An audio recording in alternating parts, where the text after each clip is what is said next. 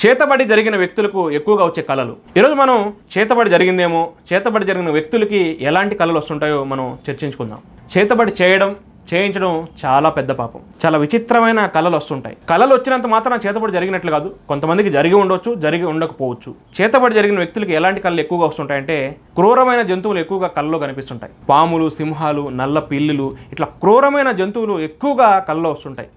ఎప్పుడో 1-2 సార్లు వస్తే కాదు, ఎక్కువగా వస్తుంటాయి. కొంతమందికి ఏదో 1-2 సార్లు వస్తుంటాయి, అలా అని భయపడకూడదు.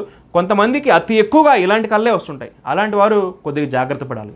ఎలాంటి కళ్ళు అంటే, క్రూరమైన జంతువులు వారిని తరుముతున్నట్లు, వారిని చంపడానికి ప్రయత్నిస్తున్నట్లు, కొన్ని భయంకరమైన పాములు వారిని తరుముతున్నట్లు, వారిని కాటేస్తున్నట్లు, ఇట్లా భయంకరమైన కళలు ఎక్కువగా వస్తుంటాయి.